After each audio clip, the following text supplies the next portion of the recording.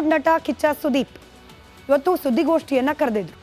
ಬೇರೆ ಬೇರೆ ವಿಚಾರಗಳನ್ನು ಚರ್ಚೆ ಮಾಡಿದ್ರು. ಆದರೆ ಅದೆಲ್ಲದಕ್ಕಿಂತ ಮುಖ್ಯವಾಗಿ ದರ್ಶನ್ ಅವರ ಕುರಿತಾದ ಒಂದಷ್ಟು ಮಾತುಗಳು. ಬರ್ಡೇ ವಿಚಾರ ಮಾತನಾಡಿದ್ರು. ಸೆಪ್ಟೆಂಬರ್ನಲ್ಲಿ ಸುದೀಪ್ ಅವ್ರ ಬರ್ಡೇ ಇದೆ. ಮುಂದಿನ ಸಿನಿಮಾ ಬಗ್ಗೆ ಕೂಡ ಮಾತನಾಡ್ತಾ ಇದ್ರು ಸುದೀಪ್ ಅವರು. ಇದೆಲ್ಲದರ ಜೊತೆಗೆ ಜೈಲು ಸೇರಿರುವ ದರ್ಶನ್ ಅವ್ರ ಬಗ್ಗೆ ಕೂಡ ಮಾತನಾಡಿದ್ರು. ಆ ಕುರಿತಾದ ಒಂದು ಡೀಟೇಲ್ ರಿಪೋರ್ಟ್ ನಿಮ್ಮ ಮುಂದೆ.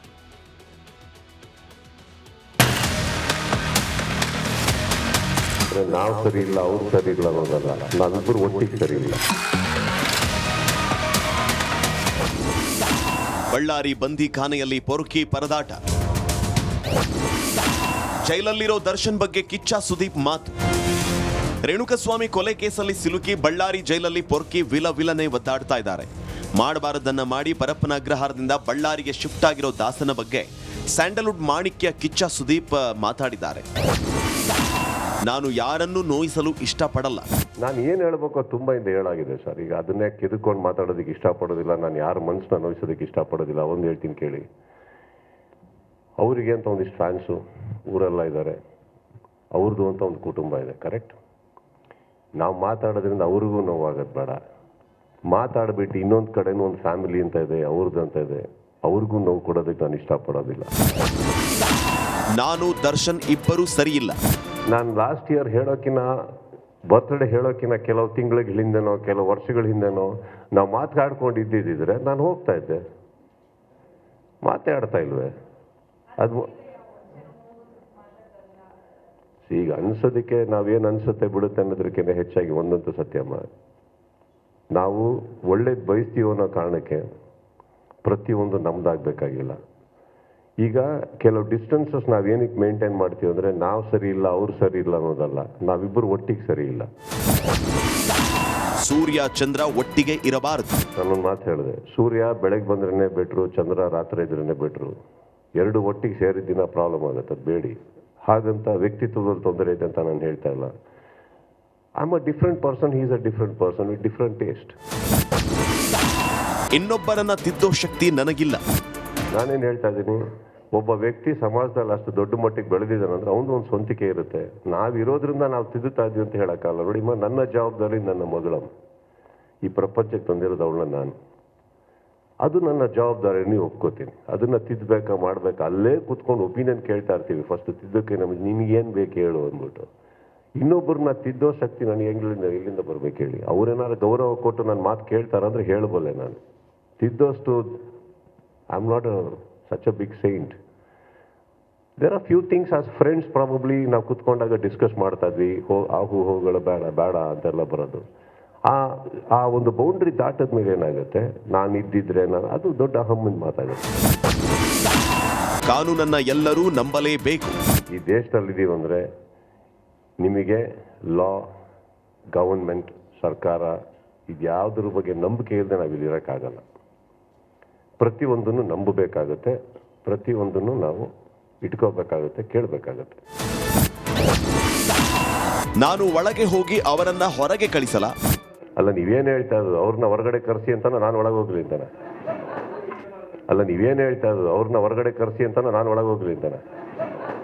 ದರ್ಶನ್ ಬಗ್ಗೆ ಹೇಳಿದ ಬಳಿಕ ಸುದೀಪ್ಗೆ ರಾಜಕೀಯಕ್ಕೆ ಬರ್ತೀರಾ ಅಂತ ಕೇಳಿದಾಗ ನೇರವಾಗಿ ಉತ್ತರ ಕೊಟ್ರು. ಮಹಾರಾಜ ಎಲ್ಲಿದ್ದರೂ ಮಹಾರಾಜನೇ. ಒಂದು ಹಾಡು ಬರೆದಿದ್ದೆ ಸರ್ ನಾನು ಮಾಣಿಕ್ಯದಲ್ಲಿ, ಮಹಾರಾಜನು ಎಲ್ಲಿದ್ದರೂ ಮಹಾರಾಜನೇ ತಾನೆ ಅಂತ. ಹೇಳ್ಬೇಕು ಅನ್ನಿಸ್ತು, ಹೇಳಿದೆ ಸರ್.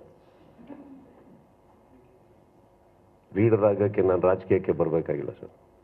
ಬಂದರೆ ಅವತ್ತು ಹೇಳ್ಬಿಟ್ಟೆ ಬರ್ತೀನಿ. ನಾನೇನು ಮುಚ್ಚುಮರೆ ಮಾಡೋವಂಥದ್ದೇನಿಲ್ಲ. ನನಗೆ ಗೊತ್ತಿರೋದು ಇವತ್ತಿರೋವಂಥ ಲೀಡರ್ಸ್ಗಳಲ್ಲಿ ಯಾವ ಕೊರತೆಗಳು ಕಾಣ್ತಾ ಇಲ್ಲ. ರಾಜಕೀಯ ಅಂದಮೇಲೆ ಗೊಂದಲಗಳು ಅವೆಲ್ಲ ಇದ್ದಿದ್ದೇ ಇರುತ್ತೆ. ಅವರವ್ರ ಕೆಲಸಗಳನ್ನ ಅಚ್ಚುಕಟ್ಟಾಗಿ ಮಾಡ್ತಾ ಇದ್ದಾರೆ. ಅವಶ್ಯಕತೆ ಬಂದಿದ್ದ ದಿವಸ ಖಂಡಿತವಾಗ್ಲೂ ಹೆಸಿಟೇಟ್ ಮಾಡಲ್ಲ ಸರ್. ಹಾಗಂತ ಬಂದ ತಕ್ಷಣ ನೀವೆಲ್ಲ ಯಾರೋ ಎಲ್ಲ ಸೇರಿ ಗೆಲ್ಸ್ಬಿಟ್ಟು ನಾನು ಇನ್ನೇನೋ ಮಾಡ್ತಾರಂತ ನಂಬ್ಕೊಂಡು ಬರ್ತೀನಿ ಅನ್ಕೊಂಬಿಡಿ. ನಾನು ವ್ಯವಸ್ಥೆಗಳು ಮಾಡಬೇಕಾಗತ್ತೆ. ನಿಮ್ಮೆಲ್ಲರಿಗೂ ಒಂದು ಕೇಳಬೇಕು, ಏನು ಸ್ವಲ್ಪ ದುಡ್ಡು ಕೊಡ್ರಪ್ಪ ಎಲೆಕ್ಷನ್ಗೆ ಅಂತ. ಇನ್ನೆರಡು ದಿನ ಅಂದರೆ ಸೆಪ್ಟೆಂಬರ್ 2ನೇ ತಾರೀಕು ಸುದೀಪ್ ಹುಟ್ಟುಹಬ್ಬ ಇದ್ದು, ಇದರ ಅಂಗವಾಗಿ ಕಿಚ್ಚ ದಿಢೀರ್ ಸುದ್ದಿಗೋಷ್ಠಿಯನ್ನು ನಡೆಸಿದರು. ಆದರೆ ಇದೇ ವೇಳೆ ಜೈಲು ಹಕ್ಕಿಯಾಗಿರೋ ದರ್ಶನ್ ಬಗ್ಗೆ ಇದೇ ಮಾತಾಡಿದರು. Bureau report, republic Kannada. ನಿಮ್ಮಲ್ಲಿ ಬಹುತೇಕರಿಗೆ ಗೊತ್ತಿದೆ, ದರ್ಶನ್ ಹಾಗೆ ಸುದೀಪ್ ನಡುವೆ ಸಂಬಂಧ ಯಾವಾಗಲೂ ಕೂಡ ಹೀಗೆ ಇರಲಿಲ್ಲ. ಇನ್ಫ್ಯಾಕ್ಟ್ ಬೆಸ್ಟ್ ಫ್ರೆಂಡ್ಸ್ಗಳ ರೀತಿಯಲ್ಲಿದ್ದವರು ಸುದೀಪ್ ಹಾಗೆ ದರ್ಶನ್. ಹೇಗಿದ್ದ ಸ್ನೇಹ, ಹೇಗಿದ್ದ ಬಾಂಧವ್ಯ, ಯಾಕೆ ಬದಲಾಯಿತು, ಹೆಂಗೆ ಬದಲಾಯಿತು, ಅದರ ಒಂದು ಚಿಕ್ಕ ಡೀಟೇಲ್ಸ್ ನಿಮ್ಮ ಮುಂದೆ ಇಡ್ತಾ ಹೋಗೋ ಪ್ರಯತ್ನ.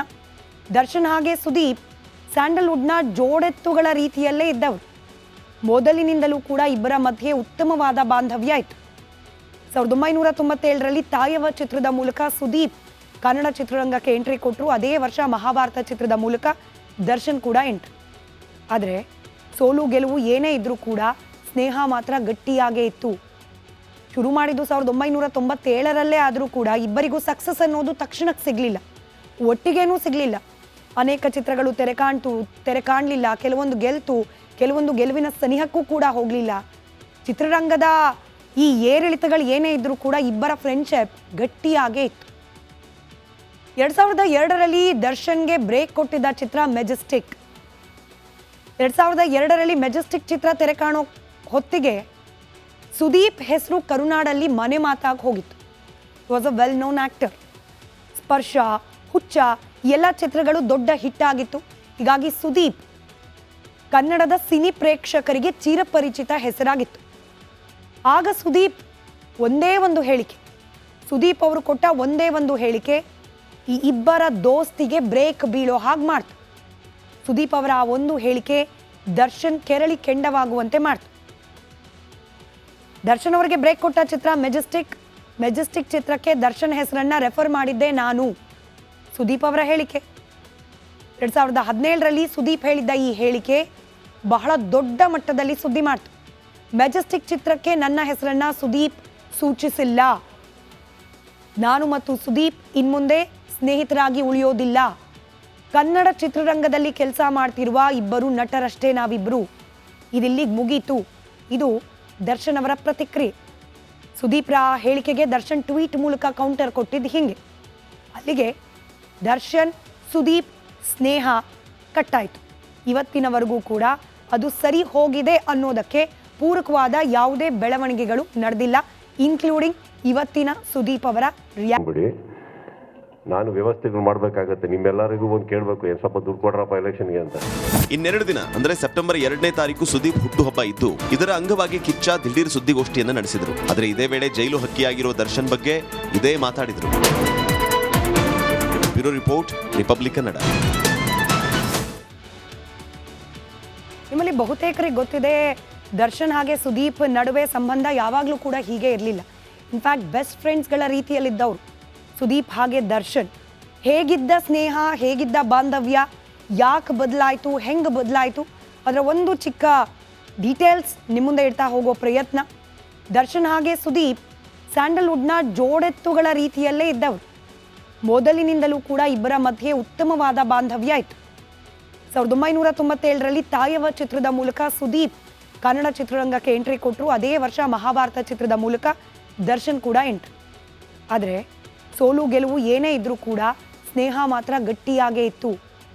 ಶುರು ಮಾಡಿದ್ದು 1997ರಲ್ಲೇ ಆದರೂ ಕೂಡ ಇಬ್ಬರಿಗೂ ಸಕ್ಸಸ್ ಅನ್ನೋದು ತಕ್ಷಣಕ್ಕೆ ಸಿಗಲಿಲ್ಲ, ಒಟ್ಟಿಗೇನೂ ಸಿಗಲಿಲ್ಲ. ಅನೇಕ ಚಿತ್ರಗಳು ತೆರೆ ಕಾಣಲಿಲ್ಲ, ಕೆಲವೊಂದು ಗೆಲ್ತು, ಕೆಲವೊಂದು ಗೆಲುವಿನ ಸನಿಹಕ್ಕೂ ಕೂಡ ಹೋಗಲಿಲ್ಲ. ಚಿತ್ರರಂಗದ ಈ ಏರಿಳಿತಗಳು ಏನೇ ಇದ್ರೂ ಕೂಡ ಇಬ್ಬರ ಫ್ರೆಂಡ್ಶಿಪ್ ಗಟ್ಟಿಯಾಗೇ ಇತ್ತು.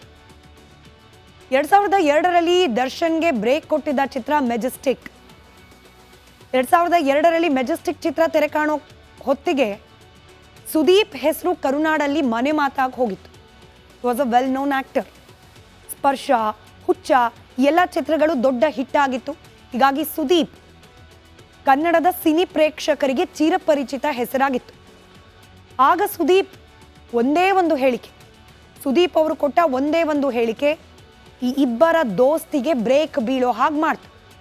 ಸುದೀಪ್ ಅವರ ಆ ಒಂದು ಹೇಳಿಕೆ ದರ್ಶನ್ ಕೆರಳಿ ಕೆಂಡವಾಗುವಂತೆ ಮಾಡ್ತು.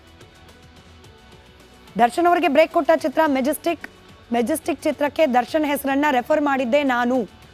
ಸುದೀಪ್ ಅವರ ಹೇಳಿಕೆ 2017ರಲ್ಲಿ ಸುದೀಪ್ ಹೇಳಿದ್ದ ಈ ಹೇಳಿಕೆ ಬಹಳ ದೊಡ್ಡ ಮಟ್ಟದಲ್ಲಿ ಸುದ್ದಿ ಮಾಡ್ತು.